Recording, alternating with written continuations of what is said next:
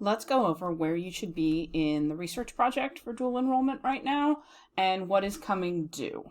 Just a reminder, here is a copy of the full assignment packet. You can find this on Canvas, and let's quickly just look at what the overall overarching assignment is. For this research project, you need to choose an author and literary work, play or novel, and remember novel implies fiction, of literary merit. Discuss the influence of the author's life and/or time period on his or her work. Note, works written in the 17, 18, and early 1900s will have more literary critiques and analysis written about them, but the choice of author and text is totally up to you. You must get prior teacher approval before beginning research on your author and text. You may not research a novel or play that we have read or will read this year. Also, you may not research a novel or play that is read on a previous grade level. Explore new and unknown territory for this. So that's the overarching assignment that we are working on piece by piece. This is leading up to a research paper and a presentation that you will be given to the whole class. And again, all of this was handed out to you in hard copy form. Just a reminder, everybody at this point has turned in a research proposal, which means that you have picked your title and author, so a play or a novel, and the author who wrote it. And that at this point cannot change. You did turn in, when you had your research proposal due, you did turn in kind of a tentative thesis statement. That still has some flex in it, but at this point you cannot change your author or your title. So your next due date is coming up at the end of January, and it is an annotated bibliography. That'll be due the week of January 22nd through 26th. You'll have notes and quotes due January 29th through February 2nd. You're going to be working on some peer reviews on an outline of the essay portion for February 5th through 16th. And your final draft will be due during February 19th through the 23rd. And then the end of February and March, you are going to be doing a presentation to the whole class. So where you are right now is you should have done, and I think everybody has, we caught everybody before they left on winter break, your research project proposal, which means you should have a book picked. For example, this book, I picked Jane Eyre by Charlotte Bronte, which I think we have one person doing. One of my favorites as a teenager and a more problematic favorite as an adult. So what you should be doing right now is you should have a copy of your book. This is a physical copy. You're welcome to use an ebook or an audiobook, and you should be in the process of reading it. You do actually need, and it is our expectation that you read the book. You should be reading the book, and you should also be going through the library databases and starting to familiarize yourself with what some of the literary critiques are, and that will help you to look at sources and figure out what lens it is you want to look at your book through.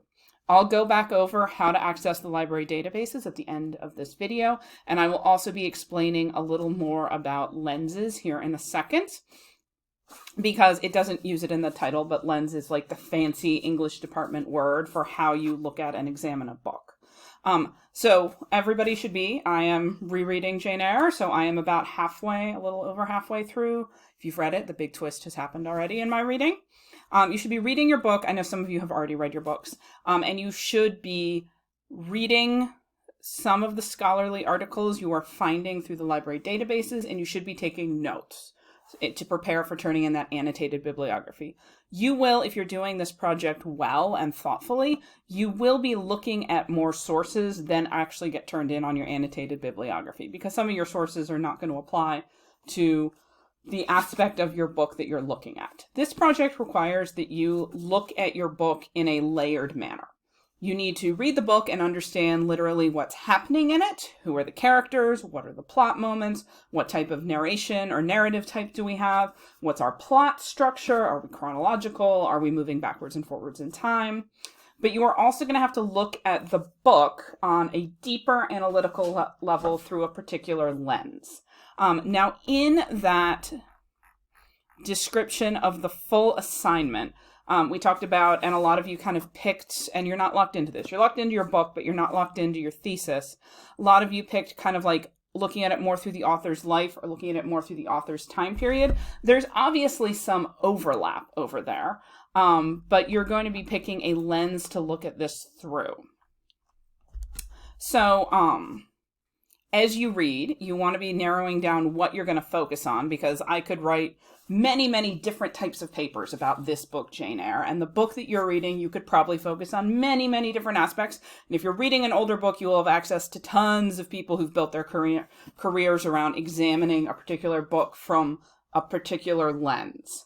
So lenses are literally, I have props for this part, like in these glasses, because I have bad eyes, they change the way I look at the world. Like the glass in here is a lens, and it means I look through the world in a particular way. So you can look at a book and examine and analyze it using different lenses. So for example, for Jane Eyre, I could look at it through the life of the author, Charlotte Bronte. I could look at it through a feminist lens, where I examine particular gender roles, or she was purposefully addressing the economic situation of women at the time period. I could look at it through an economic lens, where I examine where the money in the book is coming from and the impact that has on the characters in the story, which kind of goes into, I could look at it through a colonial lens. The whole book takes place in England, but it is very, very dependent on the sugar trade in the West Indies, which is reliant on the exploitation and enslavement of the native peoples there. If you're colorblind, by the way, all these glasses have different colored frames, and that's my look through. So, for example, I have done my reading about Jane Eyre. The book is titled Jane Eyre, and it is written by Charlotte Bronte. It says it right there. I don't know if you can see that, but so Charlotte Bronte, there's some definite parallels between her life and what gets written about in this book, Jane Eyre. Jane Eyre is a first-person narration book written by a woman from very similar circumstances. There's some clear parallels with her life. For example, Jane Eyre, it starts when she's about 10, goes to a really, really terrible school where people actually die, like the hygiene and health codes, which exactly parallels something that happened in Charlotte Bronte's life, where she and her two sisters were sent to a school where there was a typhoid outbreak, and her two older sisters, she actually had to watch her two older sisters die at that school. So it's not enough, it's enough to get like a C or a D pass to be like, hey, look, this thing happened in the book, and this thing happened in the author's life. Good. We're at a passing level there. We have done something. But then you need to move on to, and this is how it works into the book, and this is how it affects the plot, and this is how it affects how people saw it at the time. Because she actually, like the first half of the book, there's a character named Mr. Brocklehurst, who's really, really terrible, greedy man who doesn't spend enough money on the school. And so you have her, and people wrote about it at the time, and I could find many sources and articles talking about Charlotte Bronte, that they saw that she was mocking this type of educational system. So that would be one way. There are some other parallels I could find with her life. Jane Eyre works as a governess, which was one of the only careers open to a woman. A governess is like a teacher who goes and lives at a rich person's house. And Charlotte Bronte also worked as a governess and hated it, but it was the only option kind of available for her as an educated woman. So if I was going to examine it through the lens of the author's life, I would find two things that match, but then also do that analytical piece about how does it affect the book? What is she saying by incorporating things she had personal experience of in the book? So I could look at it through a different lens, though. I could look at Jane Eyre through what we might call a feminist lens. There have been a lot of writings about how the book was specifically about the unfortunate economic situation that a lot of women found themselves in. The book is written in the early 1800s at a time when there was rising education for women. Women were actually being sent to schools. They still couldn't go to the major universities. But then there weren't career opportunities for women aside from teaching. So you could look at it from Jane Eyre is very clearly a character who is smart and ambitious, but doesn't live in a society that allows her to have a career beyond being a governess and doesn't pay her that well for that either. You could also compare that with how we see some of the men in the book. And bear in mind, when you examine something through a feminist lens, you're not just concerned with the female characters. You're concerned with how those kind of gender roles or restrictions affect some of the traditionally male characters. For example, Edward Rochester is our big love interest in the book, and he wants to enter into a romantic relationship with Jane Eyre that is equal. He says that they are equal in the eyes of God. I could also write about the religious influence in the book because Charlotte Bronte's father was a pastor. But because of various societal pressures and his own internalized feelings about marriage and women, he is not actually able to have an equal relationship with her, and she leaves him. And small spoiler alert, they are, in a sort of fantastical way, able to get back together at the end of the book, but he has to literally be physically injured. And so I could talk about that as the symbolism of like the sort of sexism in the society being actually extricated through him. He loses one of his hands, he loses his eyesight, that in order to be made kind of equal to her, he has to give up part of himself, which is the way society views him, or the way that he views himself as kind of above her. So that would be looking at it through kind of a feminist lens. I could also look at it, and I kind of alluded to that, and all of these kind of run into each other, through an economic lens. And we could talk about, where does the money come from in this book? Jane Eyre doesn't have a lot of money. She's not allowed to earn a lot of money, or society is set up in such a way that as a woman she cannot earn a lot of money. She can't enter into business.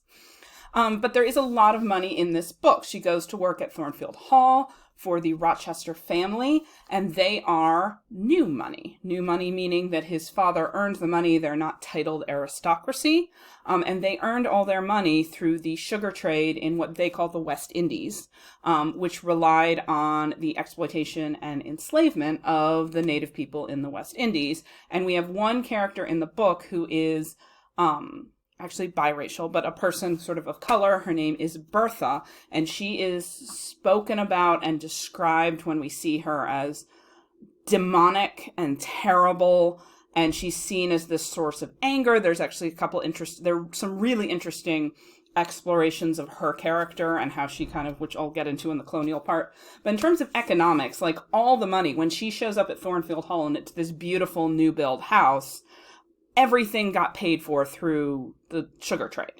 And you could look at how the Rochester family, and then Edward Rochester as the younger son, because his father and his older brother, he wasn't expecting to inherit the money, but he did, have been able to pull themselves up from sort of poverty or middle class into this there was a new economic boom happening in England and Western Europe at the time that relied on that kind of sugar trade in the West Indies.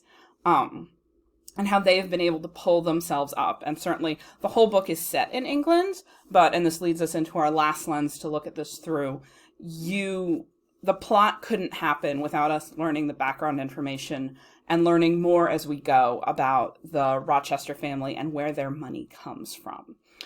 Which brings me to, you could look at it through a colonial lens. It's all set in England. We don't have a scene that's set in the West Indies, but we have characters who come from the West Indies, who they've been living there. And we have one character who there's been a lot of interest in. Her name is Bertha. I'm not going to explain who she is in the book because spoilers. We don't meet her until you would have kind of just met her if you were at this point in the book.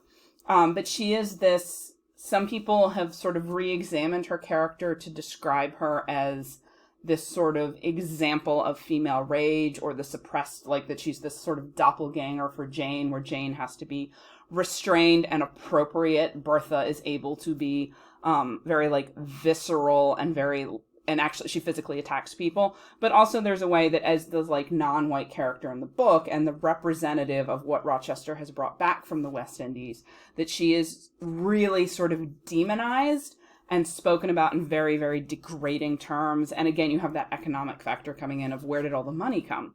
And Jane she inherits magically. This is a book that has a lot of very like magical, didn't that all work out very nicely, kind of an ending. She inherits money on her own from uncle who lived in Madeira, who made his money in the wine and sugar business coming out of Madeira. So it's a similar circumstance, but any money that anybody has in this book comes out of the West Indies.